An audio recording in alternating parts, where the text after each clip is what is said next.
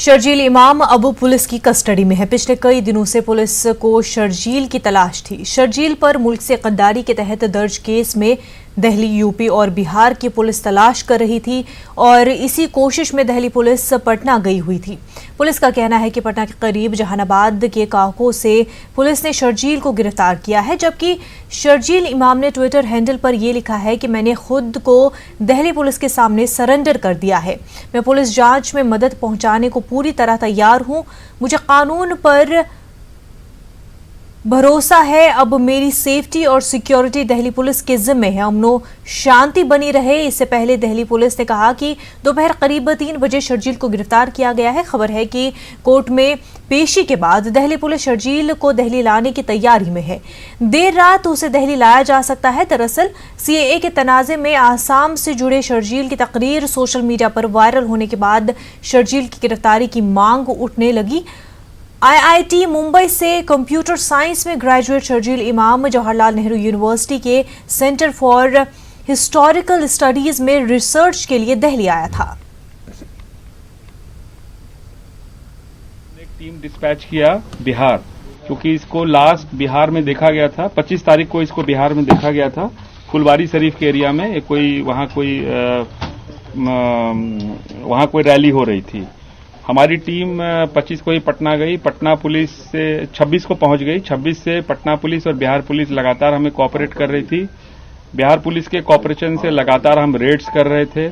25, 26, 27 तारीख को लास्ट कल रात में हम लोगों ने रेड किया, तो इसका ब्रदर मुजम्मिल हम लोगों को मिला। वहां से कुछ और वाइटल इन्फॉर्मेशन मिली, जिससे कि हम लोगों ने आज लगभग 2 बजे शर्जील इमाम को उसके गांव काको, जिला जहानाबाद, मलिक टोला, वहां से डिटेन किया और फॉर्मली फिर हम लोगों ने इसको अरेस्ट किया। दिल्ली में क्राइम ब्रांच थाना कांड संख्या 22/2020 इनके अभियुक्तों की गिरफ्तारी के लिए दिल्ली पुलिस बिहार आई थी। उन्होंने बिहार पुलिस से कोऑपरेशन एक्सटेंड किया और हमने जो है उनको कोऑपरेशन प्रदान किया।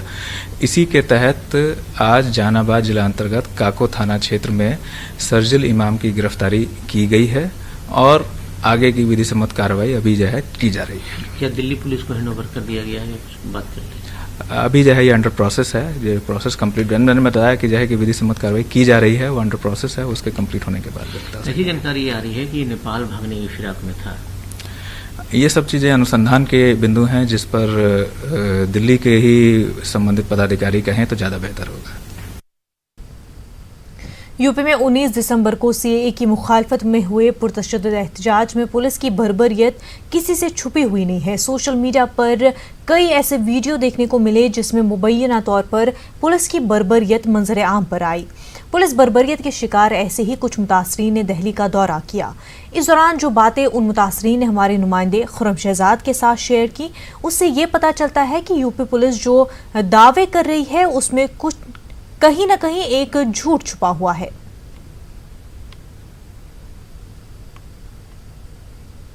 शहरियत कानून के खिलाफ वैसे तो मुल्क भर में आवाजें उठी। दिल्ली से आवाज जो उठी थी और उसके बाद लखनऊ, उत्तर प्रदेश में बल्कि पूरे मुल्क में ये आवाज फैल गई थी। लेकिन उत्तर प्रदेश में और खास तौर से लखनऊ में जो उत्तर प्रदेश की पुलिस है उसने बहुत सारे लोगों को गिरफ्तार किया था। अभी बहुत सारे लोग अरेस्ट हैं, लेकिन बहुत सारे लोग ऐसे हैं जिनको पुलिस को छोड़ना पड़ा। उन पर क्या बीती, किस तरह से ये सब कुछ हुआ, अब तक वो किस हाल में है, ऐसे ही कुछ लोग आज दिल्ली आए हुए हैं जो उत्तर प्रदेश का रिपोर्ट कार्ड एक तरह से यहाँ पे शो करेगा। हमारे साथ ये सारे लोग मौजूद हैं, आप देख सकते हैं। ये तमाम लोग उत्तर प्रदेश से यहाँ पर आए हुए हैं वो कुछ बताने के लिए जो कुछ उनके साथ हुआ था। तो ये सारे लोग मौजूद हैं। सबसे पहले अपना नाम बताइए और क्या हुआ था और अब आपके क्या महसूस करते हैं? मेरा नाम मोहम्मद शुआब है और मैं जो है अपने साड़ू के साथ दवा लेने गया था सिविल हॉस्पिटल। वहाँ से निकल के एक हमारे जानने वाले हैं, उनसे मुलाकात करने गया। फिर उसके बाद मैं निकल के चौराहा, हजरत चौराहा पार किया था। उसके बाद मुझको उठा लिया, बहुत मारा। कितने दिन आपको? और लगभग करीब 22 दिन ऐसे ही रहे होंगे, 22 या 23 दिन रहे होंगे। तो 22-24 दिन आपको अंदर रहना पड़ा। क्या बीती इस दरमियान, खासतौर से क्योंकि आप खातून हैं? हम लोग को तो 2 दिन पता ही नहीं चला। हम लोग हजरतगंज जो है वहाँ थाने पे गए तो 2 पुलिस वाले हम लोग से बहुत बदतमीजी भी करने लगे कि कि आप लोग यहाँ से चले जाइए, नहीं तो लेडीज पुलिस बुला कर आप लोग को भी अंदर कर देंगे। डंडा उठा के मारने के लिए दौड़े तो हम लोग भाग आए। फिर कैसे रिहाई अमल में आई, क्या हुआ था? रिहाई के लिए इन लोगों ने जो है कुछ किया बाहर से, हम लोग के पास कुछ इंतजाम था नहीं, जमानत हुई है और मैं गरीब आदमी हूँ, मैं सिलाई काम करता हूँ। अब आप क्या महसूस करते हैं? सेफ महसूस करते हैं या क्या चाहते हैं? सेफ क्या है, अब जब ऐसे लोग हमको जो है देख रहे हैं वैसे नजरों से जो है तो हम सेफ कैसे हैं? क्या चाहते हैं? अरे नोटिस भेजिए है हमको, अब उसमें कितना मतलब ब्यौरा दिन है इतना लंबा, हम लोग कैसे क्या करेंगे कुछ समझ में नहीं आ रहा है हम लोगों को। तो इसके इनके अलावा एक नसीम साहब हैं जिनकी आपने तस्वीर देखी होगी, किस तरह से पुलिस उनको मारपीट कर रही थी, वो यहाँ मौजूद हैं, वो बताएंगे आखिर क्या हुआ था, क्योंकि काफी ज्यादा वायरल हुई थी। नसीम साहब, क्या हुआ था उस दिन और अब क्या हाल है? उस दिन तो ऐसा लग रहा था जैसे हमारे मुल्क में किसी गैर का कब्जा हो चुका है और बुरी तरह से मुसलमान चेहरे जो हैं पहचान के मारे जा रहे हैं और हमको तो दाढ़ी पकड़ के घसीट के खड़ा किया है और इतना मारा है कि हमें मालूम नहीं कि कितनी लाठियां पड़ी हैं, पूरा जिस्म मेरा काला था। क्या आप प्रोटेस्ट में शामिल थे? परिवर्तन चौक पर आप लोग क्या कर रहे थे? नहीं, हम प्रोटेस्ट में नहीं, हम मेडिकल कॉलेज, हमारा मानसिक का इलाज चल रहा है, मैं दवा लेने आया था मेडिकल कॉलेज। वहाँ से फिर मैं हजरतगंज गया, वहाँ एक मिलने वाले थे हमारे सिविल अस्पताल के पास, वहाँ से मुलाकात करके लौट रहे थे तो यहाँ हंगामा फैला हुआ था, तो उसे बुरी हालात को देख के हम एक मजार के पास खड़े हो गए। तो कुछ पूछा पुलिस ने या डायरेक्ट उठा लिया? कुछ नहीं पूछा, बस हमको देखा और बस उन्होंने मारना शुरू कर दिया। वो दौड़ रहे थे लड़कों के पीछे, वो उनको हम अकेले खड़े हुए दिख गए, उन्होंने हमको खूब मारा। फिर कैसे रिहाई हुई? रिहाई हमारे बच्चों ने मतलब जो गाड़ी लगाई है और सब जमानत पे रिहा हुआ हूँ और बहुत सारे चार्ज मेरे ऊपर उन्होंने लगाई है, दफाएं लगाई हैं और नोटिस भेजा है, पता नहीं कई लाख का नोटिस है। कितने दिन रहना पड़ा? 20 दिन। 20 दिन जी। तो 20 दिन रहना पड़ा। आपका नाम क्या है? मोहम्मद कलीम। कलीम भाई, क्या हुआ था और फिर परिवार पे क्या बीता? असल में मैं घर पे सो रहा था, मैं 1-1:30 बजे उठा, उठने के बाद लड़ाई की आवाज़ सुना तो बाहर निकल के देखने चले गए। देख के फिर हम घर गए, चाय बना, चाय पी के फिर हम गए रोटी ले लगे दुकान खोले। जब मैं पहुंचा तो वहाँ पे कह रहे थे पुलिस वाले माइक से, आपने दुकान खोली है, तो हम सब दुकान खोले, रोटी लेके घर पे खाना खा के मैं कल निकल लूँगा। मेरी वाइफ की तबीयत ख़राब रहती है, तो इनका फ़ोन आ रहा था, उसी टाइम मैं फ़ोन पर बतिया ही रहा था, मैं निकलने वाला, मगर मैं ये कहता कोई रास्ता है नहीं, सब रास्ते जाम है, कैसे मैं जाऊँगा? तो इनसे हम कहा देखो रात तक हो सकता मैं निकलूँ। तो जैसे मैं रोड फांदा, रोड को उस पार गया तो पुलिस वाले दौड़ाए, भाग गए दौड़, फिर लौट के जब घर की तरफ जाने लगे तो पीछे से मुझको पकड़ लिया। तो मुझे पूछा नाम, मैं बताया मोहम्मद कलीम, बट नाम जैसे बताया वैसे उन्होंने लाठी मारना स्टार्ट कर दिया। मुझे अभी भी दर्द है। फिर रात जेल में वहाँ थाने में रखे तो हम लोग को सोने भी नहीं दिया गया, 10 लोग में 4 कम्बल दिया गया, तो उसको हम लोग लपेट के सो रहे थे। तो हम लोग को सोने ना दें, कभी इधर कभी उधर करें, एक जब बैठे न दें। तब फिर कहें तुमको सुबह छोड़ दिया जाएगा मुचलका भर के, तब वहाँ ले गए बलरामपुर अस्पताल पे। बलरामपुर अस्पताल पे हम लोग को डॉक्टरी कराया गया, वहाँ करा के फिर एक कॉलेज पड़ता कोई क्रिश्चियन कॉलेज, वहाँ हम लोग को 3-4 घंटा रोका गया। फिर वहाँ से हम लोग को कचहरी ले गए, कचहरी पे भी हम लोग को मारा गया। वहाँ से मारने के बाद फिर हम लोग को सीधे जेल ले गए। जेल में जब ले गए तो मैं 4 दिन तबीयत मेरी ख़राब थी, दर्द से बेहाल था, तो मुझको दवा नहीं मिली। चौथे दिन मुझको दवा बड़ी मुश्किल से जियालत किया, तब मुझको ले आने दिया। मैं 34 दिन रहा। 34 दिन? जी 34 दिन जेल में रहे। आपका नाम क्या है और आपके शोहर 34 दिन रहे, तो आप लोगों ने कैसे गुजारा, कैसा वक्त गुजारा? हमारी तबीयत बहुत ख़राब रहती है और हम जैसे गुजारे हैं हम जानते हैं। हम लोगों के पास 1 रुपया पैसा कौड़ी कुछ भी नहीं था, तो पता नहीं कि आपा हमारी हैं, उन्होंने मदद किया है और छुड़ाया भी। इन तमाम लोगों में एक बात और अलग दिखाई देती है। एक बहुत ही माइनर लड़का है, क्या नाम है आपका और आपकी कितनी उम्र है? आपका नाम? 16 साल, असलम उम्र।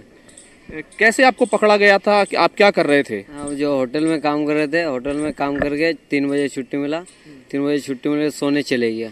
तो उसमें सो के थे तो पुलिस वालों ने, जब दंगा फंगा ख़त्म हो गया तो पुलिस वालों ने आया, हम लोग शटर उठाने बोला, हम लोग उठा दिया, तो मारते मारते सीधा थाने ले गया और कुछ नहीं बोला। बस थाने से पुलिस वाले हम लोग जानते थे भी, हम लोग बोला कि मालिक को जाके बोल देंगे, बोला रुक जाओ छूट जाओगे।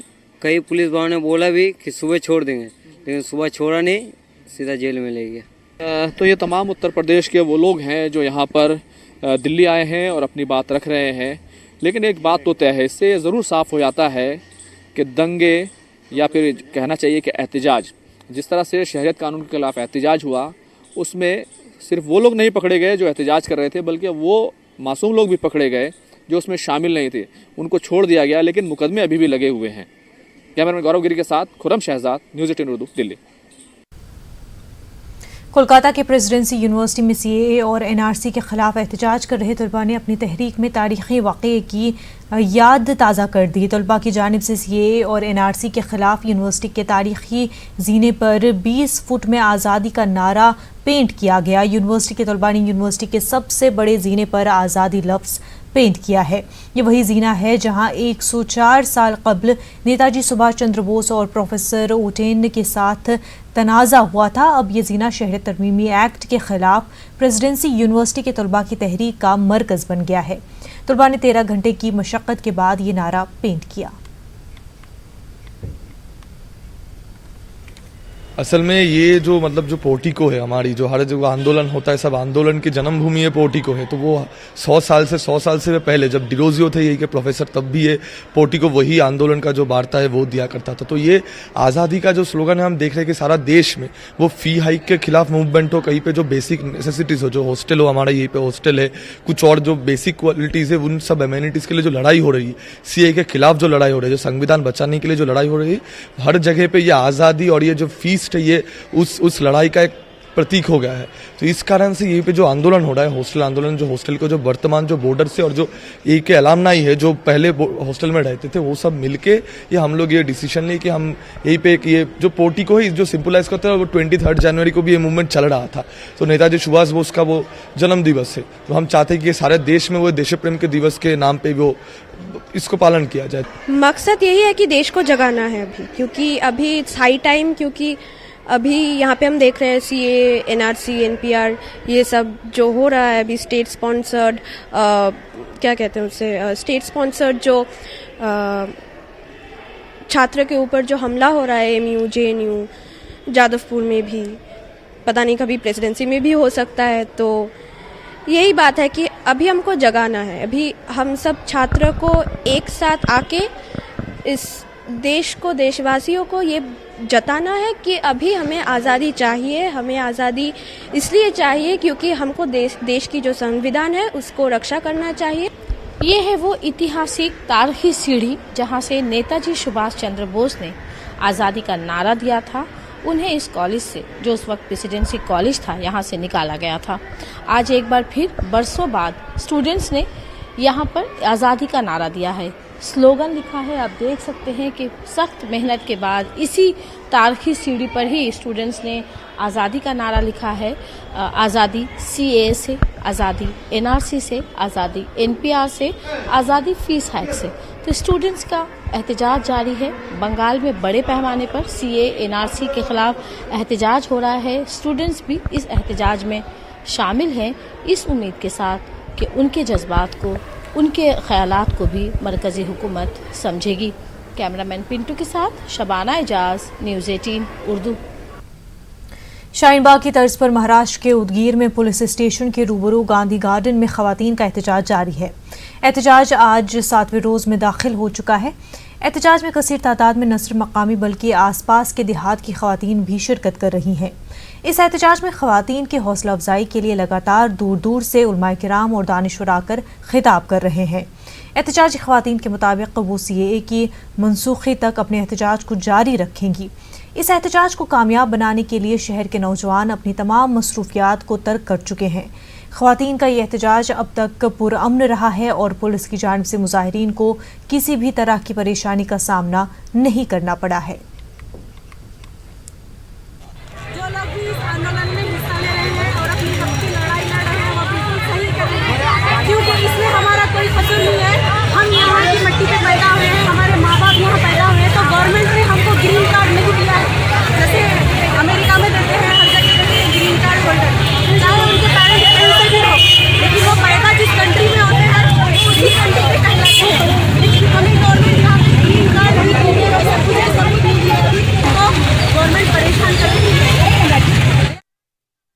29 जनवरी को होने वाले भारत बंद को मध्य प्रदेश में सीएए, एनआरसी और एनपीआर के खिलाफ जारी सत्याग्रह कमेटी ने अपनी मुकम्मल हिमायत का ऐलान किया है। भोपाल इकबाल मैदान में जारी सत्याग्रह के मकाम पर मुनक्किदा प्रेस कॉन्फ्रेंस में जहां 29 जनवरी के बंद को मुकम्मल हिमायत देने का ऐलान किया, वहीं 23 जनवरी को बाबा कौम महात्मा गांधी की यौम शहादत पर भोपाल के इकबाल मैदान में प्रतिरोध सभा के इनेकाद करने का ऐलान किया है। हमारे नुमाइंदे मेहताब आलम ने सत्याग्रह कमेटी के तर्जुमान विजय कुमार से खास बातचीत की।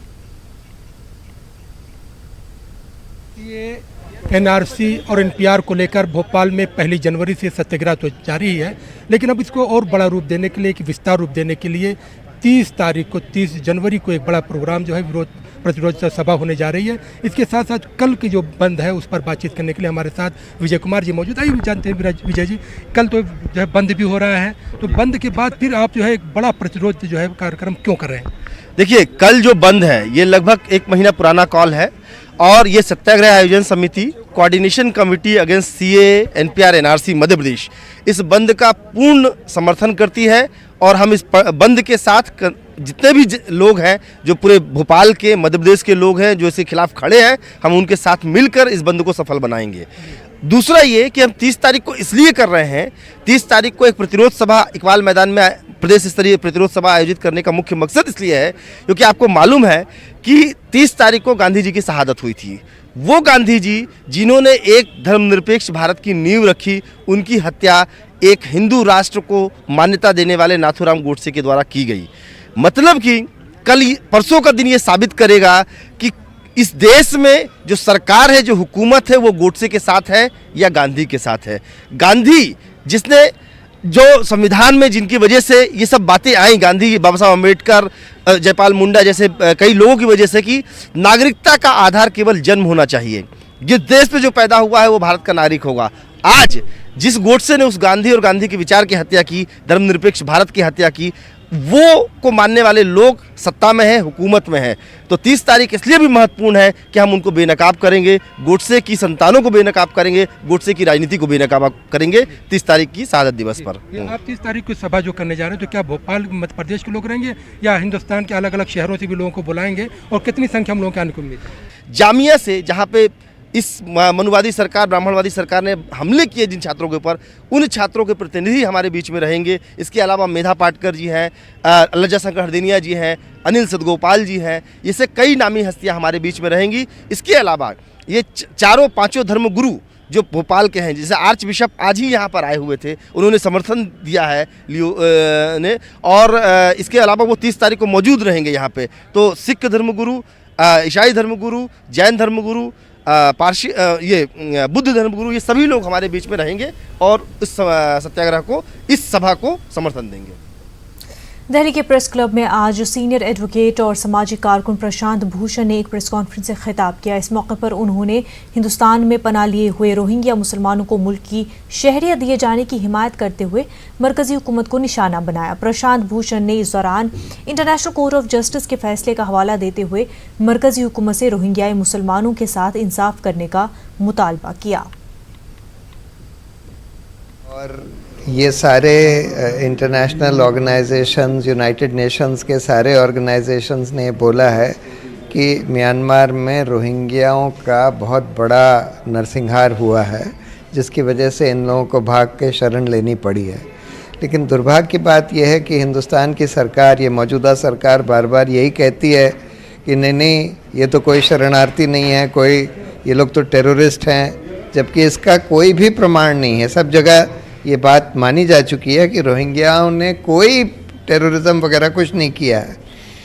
फिर भी उनको वापस भेजने की बात हिंदुस्तान सरकार बार बार करती रहती है कि आप उनको फिर से मौत के मुंह में भेज दें। तो इस संदर्भ में जो अभी इंटरनेशनल कोर्ट का फैसला आया है, जो गाम्बिया की पिटिशन के ऊपर आया, जिसमें उन्होंने ये माना कि हाँ, वहाँ नरसंहार हुआ है, ये लोग शरणार्थी हैं और इनके जीवन की रक्षा वहाँ होनी चाहिए।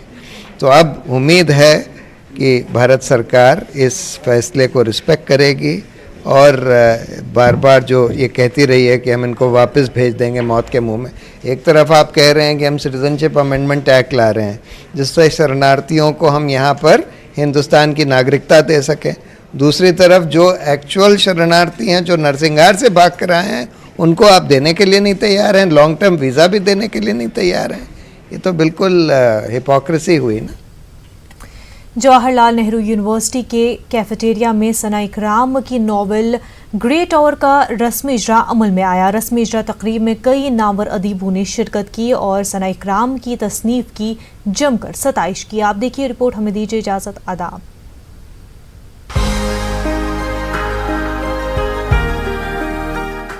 तमाम रुकावटों और बेड़ियों को तोड़कर लड़कियां आगे बढ़ रही हैं और हर शोबे में तारीख रकम कर रही हैं। नए लिखने वालों में नया नाम सना इकराम का भी जुड़ गया है। आज जवाहरलाल नेहरू यूनिवर्सिटी में सना के नॉवेल का रस्म इजरा अमल में आया। जवाहरलाल नेहरू यूनिवर्सिटी के कैफेटेरिया में मुनक़िदा प्रोग्राम में यूनिवर्सिटी के प्रोफेसर और राइटर शामिल हुए। प्रोग्राम में सना इकराम की नॉवेल ग्रेट टावर का रस्म इजरा अमल में आया। तकरीब में शामिल मारूफ अदीबों ने सना इकराम की तसनीफ की जमकर सताइश की। सो बेसिकली मेरी एक छोटी बहन है, तो फिर उससे एक्चुअली ये सारी चीज़ इंस्पायर हुई थी, क्योंकि बच्चों की एक बहुत यूनिक चीज़ है, they ask a lot of questions. So I thought of creating a world of words for my little sister who is here right now, and I really wanted kids to read something that would inspire them to get what they want, क्योंकि इस book में एक बहुत important message है कि अगर तुम किसी चीज़ को चाहते हो तो फिर चाहे जो भी हो, you go and get it. और ये मैसेज सबसे ज़्यादा इम्पॉर्टेंट है एंड किड्स के लिए ही मैंने अपनी पहली बुक से किया, क्योंकि मैं चाहती थी कि शुरुआत उन्हीं से हो, क्योंकि वही हमारी कमिंग जनरेशन है। NCPUL के साबिक डायरेक्टर प्रोफेसर ख्वाजा इकराम ने किताब को सराहते हुए कहा कि सना उनकी बेटी हैं, लेकिन एक अदीब होने के नाते वो समझते हैं कि किताब अदब में एक अच्छा इजाफा है। तो JNU की प्रोफेसर गरिमा श्रीवास्तव ने सना इकराम की तसनीफ को ख्वातीन के पढ़ने लिखने पर पाबंदी से लेकर हर तरह की रुकावट से आगे आने और नई उम्मीद जगाने वाली कोशिश करार दिया। दो बातें हैं, एक तो चूँकि वो मेरी बेटी है और उसने लिखा है और इस कम उम्र में लिखा है, तो बहैसियत एक कह लीजिए वालिद के, जिन्हें हमें जो फ़ख्र है कि मेरी बेटी ने उस उम्र में एक अच्छी किताब लिखी। देखिए किताबें तो छपती रहती हैं, मुझे इसलिए फ़ख्र है कि इन्होंने इस कम उम्री में उस नावल में जिस तरह की अलामतों का इस्तेमाल किया है और जिस तरह की मुस्बत ताकत जो बच्चों में होनी चाहिए उस पर फोकस किया है। मसलन बच्चों का इत्तेहाद, मसलन कैसे बच्चे मार्का आराई कर सकते हैं, अपनी ताकतों को मुस्बत फ़िक्र में ला सकते हैं।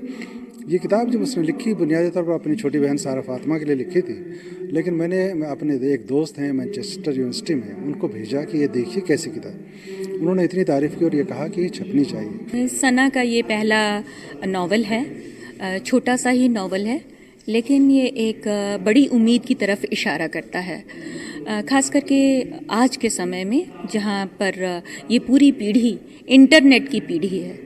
ऐसी पीढ़ी के लिए के सामने सना का ये उपन्यास आया है, जो कि किशोर वय के बच्चों के लिए और युवा बच्चों के लिए लिखा गया है। नौजवान किसी भी मुल्क का मुस्तकबिल होते हैं और अगर नौजवानों में इतना टैलेंट हो तो मुस्तकबिल शानदार होने की गारंटी दी जा सकती है। सना इकराम का टैलेंट कुछ इसी तरफ इशारा कर रहा है। न्यूज़ 18 उर्दू के लिए दिल्ली से खुर्रम शहजाद की रिपोर्ट।